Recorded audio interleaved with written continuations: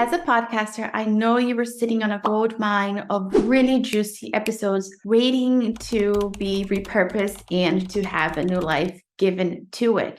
But I know it can be super overwhelming to get it started. So today I'm breaking down the top things you can do right now to repurpose your podcast content so you can have more visibility and more reach with all of the juicy things you're putting out into the world. Let's do this. Okay, so first things first, before I go into the tips and all the tricks and all the things to repurpose your podcast content, it is important that you are making your podcast a foundational piece of your marketing. Because what I see time and time again is that you're doing your thing over on social media and you've got a good thing going. But when it comes to your podcast, you're not integrating that into the actual marketing of your business. And that's a huge missed opportunity because podcasting is the one place where you can hold somebody's attention for 10, 15, 20 minutes. So let's take advantage of that. So if you're creating content for Instagram and repurposing on Twitter and I don't know what else is out there today, TikTok and all the places, let's turn it around, okay? And let's make sure that if we see a funnel, that the podcast is the top of your marketing funnel. And this is where the bulk of your content is coming from. So we're reverse engineering. We're no longer creating content for social media. We're thinking strategically about how can I make the podcast come first? And then I'm going to extract everything from the podcast. So with that kind of vision in mind, now let's go into the specific things that you can do to repurpose your content. So number one, and this is the easiest thing that you can do, is to get a transcript of your episode. So what you're going to do is I personally use a software called Otter. This is what we use in our agency as well. So we pass all transcripts through Otter so that we can pull the audio and all the things. And then we have an actual human being go through the transcripts so that we can make adjustments because, while Otter is great, it is AI. It's not perfect. It does make mistakes. So you do want to make sure that you're actually going through the content and making sure that everything that you said is actually being picked up by the software correctly. So then after you have done that and you have revised your content, what you then want to do is go ahead and to turn that into a blog. Now, that can be daunting and overwhelming. However, I'm here to tell you that it's actually very simple. So start off your blog with just a summary of what can be expected in reading that blog, and then go into your main points. So like your main 3 to 5 points, and then you're going to end with a conclusion and a call to action. So do not overthink this. Do not get overwhelmed. This should not take you hours upon hours to do. Just take a deep breath. You got this, but this will be an easy way for you to repurpose your content. Now, you may be asking yourself, can I just take the transcript and put that on my website and just get all the juicy SEO from that? Unfortunately, the answer is no. Taking your transcript alone will not do anything for the popularity of your blog and getting more attention over to your website and creating the credibility. So while transcripts are an important piece when it comes to podcasting, when we're talking about repurposing your content and putting that up in your blog, it's not going to do anything for you. So you do have to turn that transcript into a blog in order for you to capitalize on the power of blogging paired with podcasting.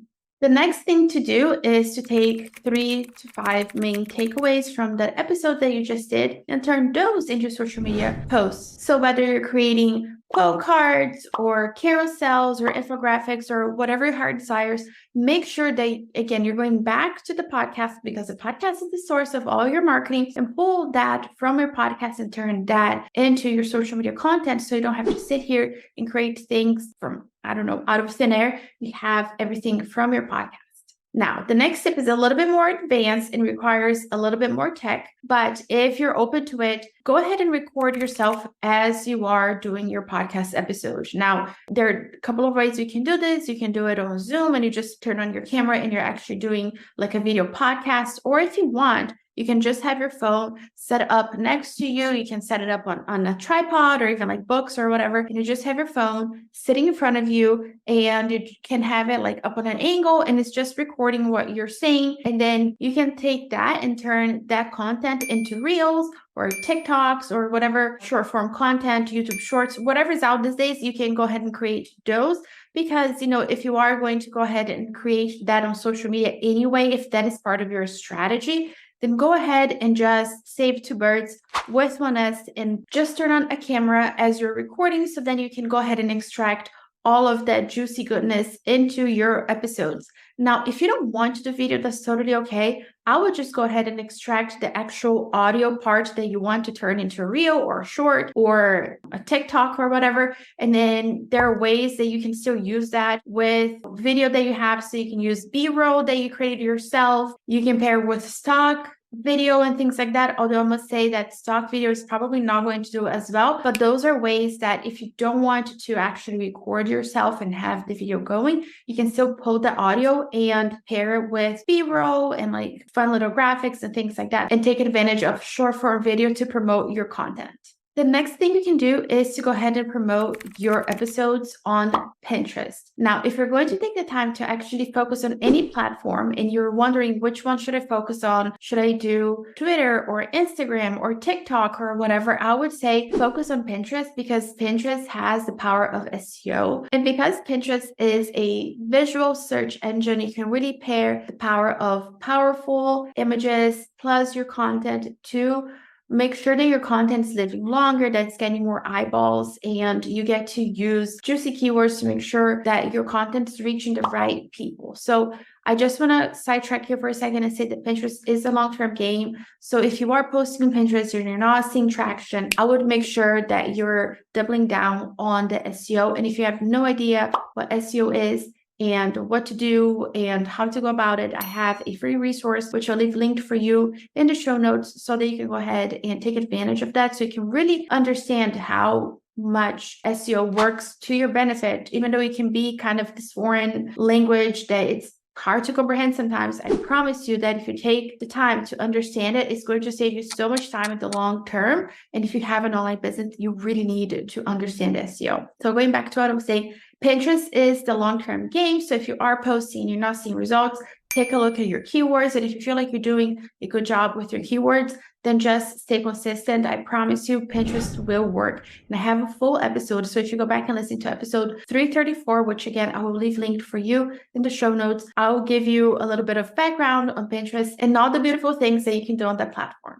Now, if you're ready to take your podcast to the next level and you want to repurpose and you want to be visible everywhere and you really want to harness the power of podcast marketing, but you don't want to be the one doing everything and you don't want to deal with the headache of maybe having different people on your team doing it for you, then let's work together. I own a podcast marketing agency, and this is exactly what we do. We take your podcast episode, and not only do we edit it professionally, but we SEO optimize everything for you, and we repurpose the content for you so that you are really capitalizing on the power of podcast marketing and repurposing all of the content for extra visibility in a way that is sustainable, in a way that really is building up your business in a very smart way, so you don't have to create extra work for yourself. So at the end of the day, you get to sit down and share your message with the world. We're going to take your video, your podcast episode, and then we're going to take that episode for you, and we're going to repurpose into many different things